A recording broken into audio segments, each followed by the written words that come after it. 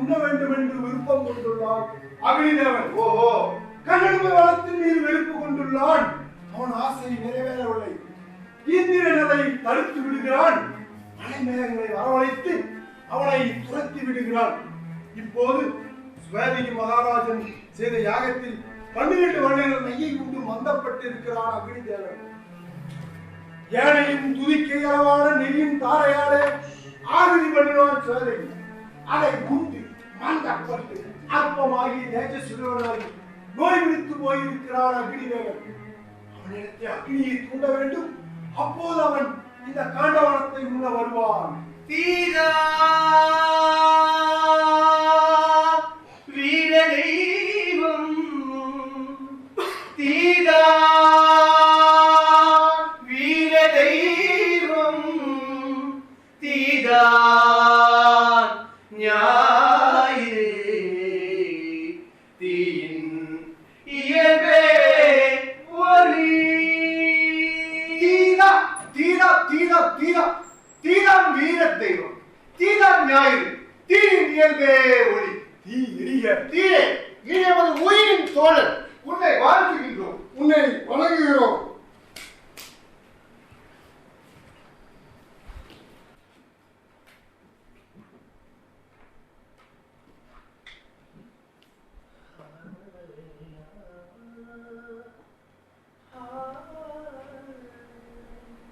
பகவானே, ஸ்வேதிகி ராஜனால் எனக்கு அதிக திருப்தி சேவிக்கப்பட்டது. ஆனால் அருசி அதிகமாக உண்டாயிருக்கிறது. அதை நிவர்த்தி செய்ய என்னால் முடியவில்லை. ஜெகத் பிரபுவே, பிரம்மதேவனே, ஒளியும் வலிமையும் குன்றி இருக்கிறது. தங்கள் அனுகிரகத்தில் எனது இயற்கை நிலைக்க வேண்டும் என்று விரும்புகிறேன்.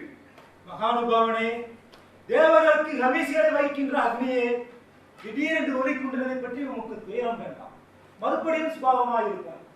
தேவர்களின் கட்டளையின்படி முன்பு முன்னால் எந்த காண்டவனம் முழுவதும் நீராக செய்யப்பட்டதோ அது தேவச்சத்திற்கு இருப்பிடமாகவும் மிக கொடியதுமாகவும் இருக்கிறது. அக்னியே, அவற்றில் எல்லா பிராணிகளும் வசிக்கின்றன. அவற்றின் கொழுப்பினால் நீ திருப்தி அடைந்த பிறகு மீண்டும் உன் இயற்கையை பெறுவாயாக. நீ உடனே அதை எரிக்க செல். இந்நோயிலிருந்து விடுபடுவாய்.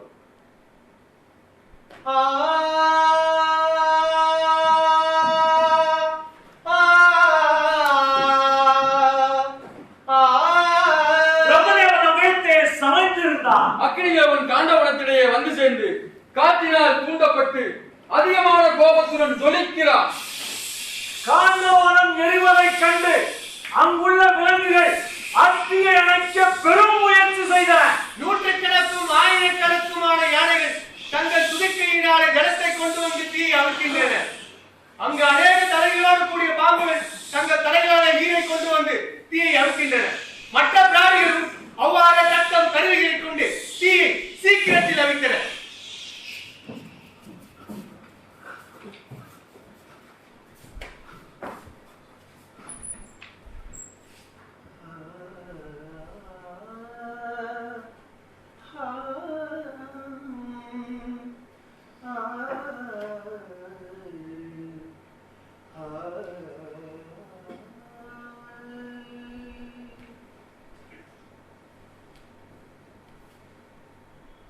பிரம்மதேவனே, என்னை அழைத்து விட்டார்கள்.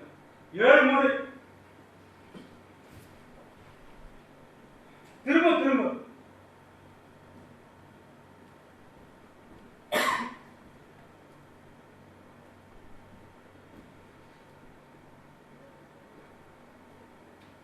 பிரம்மதேவனே, கிருஷ்ணனும் அர்ஜுனனும் இப்பொழுது இந்த காண்டவ வனத்திலேயே வந்திருக்கிறார்கள். கிருஷ்ணனுக்கு இந்த காண்டவ வனத்தை நாசம் செய்ய வேண்டும் என்று தோன்றியிருக்கிறது.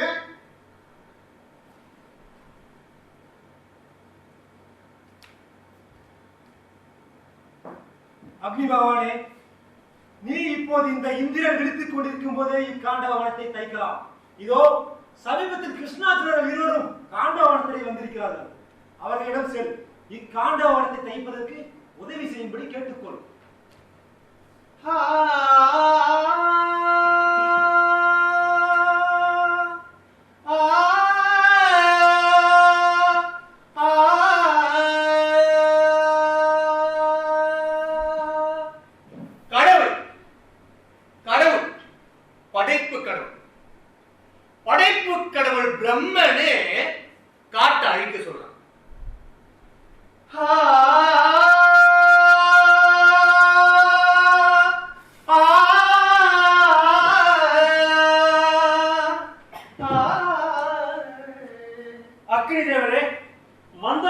உங்களை நமஸ்கரிக்கிறேன்.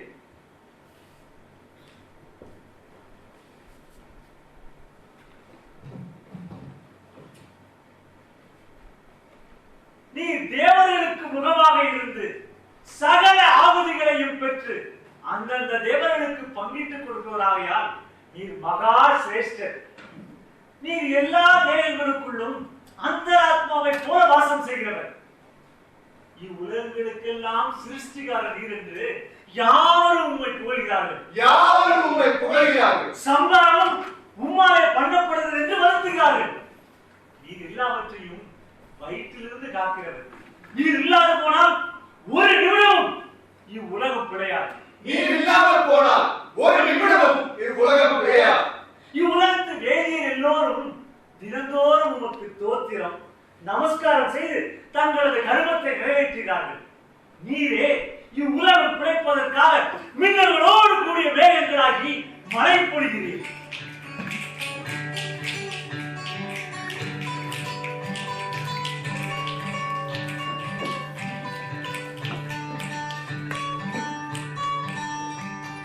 ஆண்டுகள், மாதங்கள், நாட்கள் உம்மாலே உண்டாகி இந்த பூமியின் ஆயுளை கவர்கின்றன. இவ்வுலகங்களை எல்லாம் சிருஷ்டித்து காத்து அழிப்பவர் என்று வேதங்கள் உண்மை கூறுகின்றன. இன்மை மறுமை பயன்களில் எதை பெற வேண்டுமானாலும் வேத விதிகளின்படி முன்னிலையிலேயே பெற வேண்டும். யாவையும் விளங்குகின்ற ஒளி நீரே. நீர் இல்லாத போனால் இருளில் என்று ஒன்றும் வெளிப்பட மாட்டார்.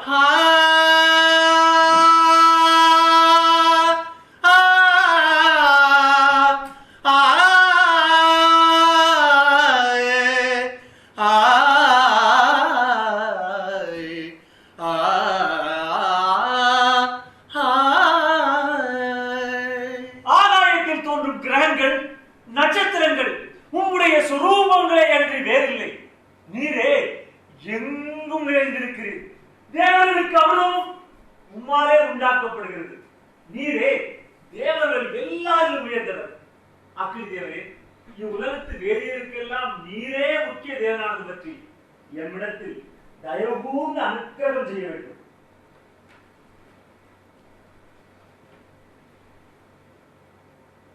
முனிவரே, நீர் செய்த தோத்திரத்தினாலே நான் மிகவும் சந்தோஷப்பட்டேன். உமக்கு என்னால் ஆக வேண்டியதை கேளும். ஓ செல்வனே, நீர் காண்ட வனத்தை எரித்து அழிக்கும் தருணத்தில் இவ்வனத்தில் வசிக்கும் என் பார்ப்பினங்களை எரிக்காது காத்திட வேண்டும். அப்படியாகட்டும். ஆமா, ஆதிசேஷ வாசில எங்க மாமா? வருவாங்க. காட்ட என்ன பண்ணிக்கோ. ஆனா என் குடும்பத்தை மட்டும் ஒன்னும் பண்ணாது. பார்ப்பனியத்தின் சுயநல அரசியல் அப்பவே தொடங்கிடுச்சு.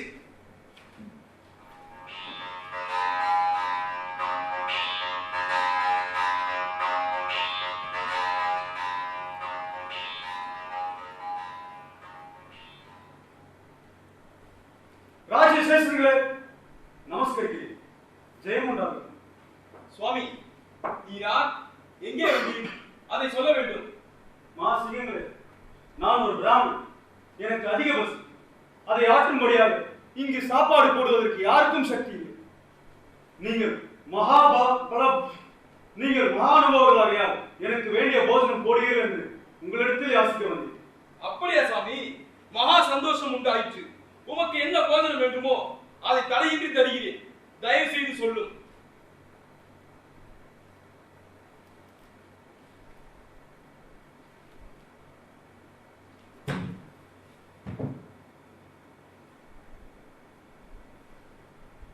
ராஜாக்களே, இனி நான் மெய்யாக சொல்கிறேன், கேளுங்கள். நான் தான் அக்னி பகவான். காண்டவனத்தை நான் புசிக்க வேண்டும். ஆனால் அது இந்திரனுடைய ஆதீனத்தில் இருக்கிறது. தட்சிணன் அதை காவல் காத்துக் கொண்டிருக்கிறான். என்னால் அவன் அருகில் போக முடியவில்லை. இந்திரன் மேகங்களை மழையாக பொழியும்படி செய்து என்னை துரத்தி விடுகின்றது. நெடுநாளாய் நான் செய்யும் முயற்சிகள் எல்லாம் வீணாய் போகின்றன. நீங்கள் மகாபலர் பராக்கிரமசாலிகள். இந்த இந்திரன் முதலானவர்களுடைய சாமர்த்தியத்தை தடுத்து அவ்வனத்தை எனக்கு ஆதாரமாக்க வேண்டும். நீங்கள் சொன்ன வாக்கு தவறாமல் இவ்வனத்தை கொடுத்து என் பசியாக்க வேண்டும். அக்னிதேவரே, அக்னிதேவரே, மிகவும் சிரமமான காரியத்தை சொல்கிறேன். தட்சன் கோபத்திற்கு யார் ஆளாவது? அது முடியாத காரியம்.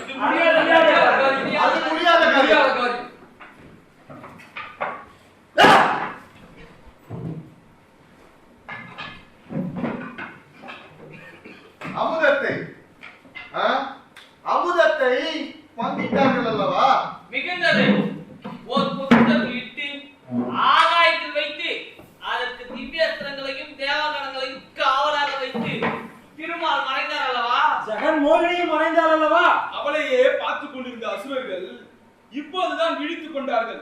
கோபம் கொண்ட அசுரர்கள் தேவர்கள் மேல் படையெடுத்தார்கள். இச்செய்தியை பிரம்மனும் திருமாலும் உணர்ந்து அதிவேகமாய் வந்த அசுரர்களை நாசப்படுத்தினார்கள். இரண்டு அசுரர்கள் போக மற்ற அசுரர்கள் பாதாள லோகத்தில் போய் ஒடுங்கிக் கொண்டார்கள். இப்படி இருக்கிற நாளில் திருப்பார்கடலில் பிறந்து இந்திரனை அடைந்த உச்சசிரவம் என்கிற குதிரை கடலோரத்துக்கு வந்திருந்தது. அப்போது அதை வினதையும் கத்ருவும் வேடிக்கை பார்த்துக் கொண்டிருந்தாங்க.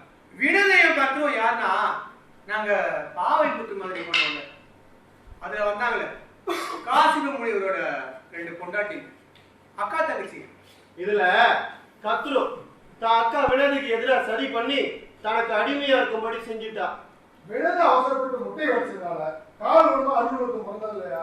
அந்த 2ல இன்னொரு முட்டை இப்போ உயிர்த்தது. அதிலிருந்து அழகிய சிறையினையும் பழகிய ஆற்றலையும் இளம் ஞாயிறு போன்ற தேக காந்தியையும் பெற்று ஒரு புத்திரன் உற்பத்தியானார். உடனே அவன் ஆகாயத்தில் எழும்பி பறந்து தன் தாயாகிய வினதியிடம் வந்து வணங்கி நின்றான். உடனே கத்ரு அங்க வந்தான். ஓ கருணனே, நீ என் தாதி வயிற்றில் பிறந்தவனாதலால் என் வயிற்றில் பிறந்த மக்களுக்கும் பணிவிடைக்காரனாயிரு என்று கட்டளையிட்டான். அவன் அதுக்கு ஒப்புக்கொண்டு ஆதிசேஷன் முதலானவருக்கு பணிவிடை செய்து கொண்டு வந்தான். அதற்கு பின் கலுழன் பல சாகசங்கள் செய்து அமிர்தத்தை எடுக்க யாத்திரைக்கு போனான். அப்படி அவன் புறப்பட்டு போகும்போது பெரிய காற்று வீசியது. இந்திரனுக்கு பல துர்நிமித்தங்கள் தோன்றின. ஒரு பறவை என் சுவாதீனத்தில் இருக்கிற அமுதத்தை கொண்டு போகுமா? நான் என்ன பேரை இந்திரன் கேட்டாங்க.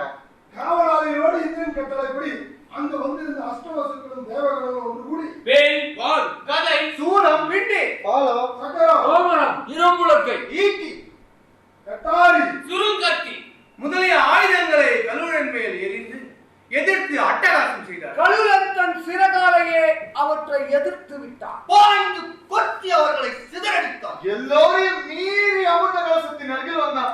அந்த அமிர்த கலசத்து அருகில் வனவாமுக அக்னி போல் அக்னி காவல் இருந்தார். அக்னி நீங்க தானா? வேலைய பாருங்க. கலுழன் ஆகாசத்தில் எழும்பி வான நதியில் இருந்து நீரை சிறகால் ஏந்து வந்து கொட்டி அக்னியை அவித்தார். ஒரு சக்கரம் சுழன்று மேல் வந்து எதிர்த்தது. அதற்கு தப்பிக்கொண்டு அமிர்த கலசத்தை எடுக்கிற பொழுது அந்த கலசத்தில் பின்னிக் கொண்டிருந்த 2 நாகங்கள் சீறி எழுந்தன. அந்த நாகங்களை ஒரே ஆலையில் அடித்து கொண்டுவிட்டு அமிர்த கலசத்தை எடுத்துக் கொண்டான் பொருளன். இந்திரன் இப்போது தன் கையில் இருந்த வஜ்ராயுதத்தை விட்டிருந்தார். அது ஒரு இடத்தை பறித்து கொண்டு போயிட்டு கருணன் இந்திரனை பார்த்து, தேவராஜனே, நீ யார், நான் யார்? 2 பேரும் காசிபருடைய புத்திரர்கள். அதனாலேயே உன் ஆயுதத்துக்கு ஒரு மயிரை கொடுத்தேன். இனிமேல் என்னை ஜெயிக்க நினைக்காதே. இந்திரன் நாராயண கூப்பிட்டா. நாராயணா நாராயணன் வந்து கடவுளுக்கு தோன்றினான். கருணா, நீ எனக்கு வாகனமாகவும் துவஜமாகவும் இருக்க வேண்டும். அப்படியே ஆகிறேன். இப்போது இந்திரன் அவனை பார்த்து, கருணா, நீயும் நானும் வேறல்ல. நான் காசிவர் மனைவிகளில் அதிதி பெற்ற புத்திரன், நீ வினதை பெற்ற புத்திரன். ஆனால் எங்களுக்கு ஆதாரமாக இருக்கிற அமிர்தத்தை கொடுத்தால் உன்னால் அமிர்தம் கிடைத்தது என்று நினைத்துக் கொள்வோம். அதோட இந்திரனை பார்த்து, தேவராஜனே, தேவராஜனே, எனது அன்னை உனது அன்னை அல்லவா? அன்னை அவள் ஒருவருக்கு அடிமையாக இருப்பது நல்லதா? ஆகையால் அவ் அடிமை இங்கே கொண்டு போகிறேன், என்னை தடுக்காதே என்று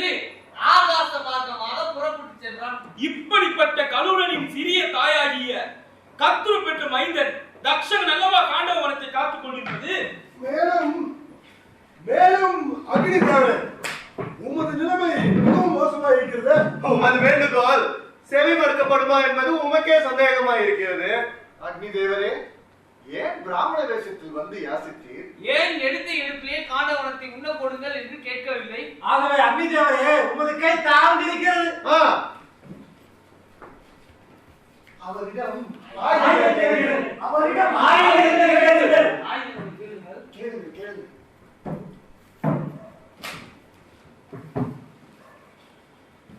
எனவே அக்னி தேவரே, நீர் எங்களுக்கு ஆயுதங்களை கொடுக்க வேண்டும்.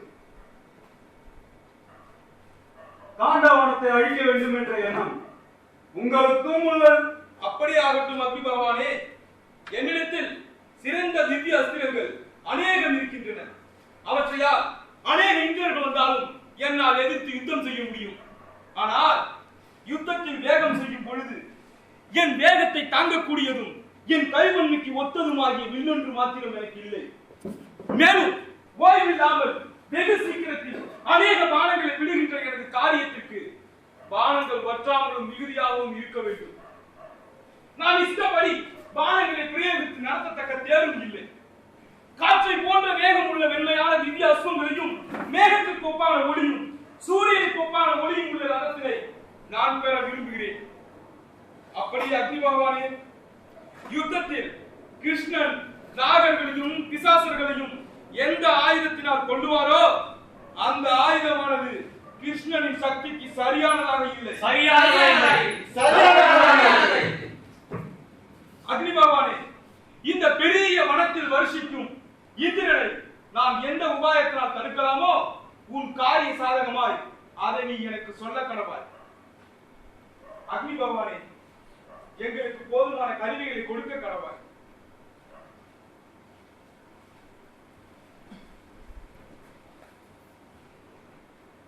அதிதியின் புத்திரனும் ஜலத்தில் வசிப்பவனும் ஜலத்துக்கு அதிபதியுமான வருணனும் திக்பாலகனே,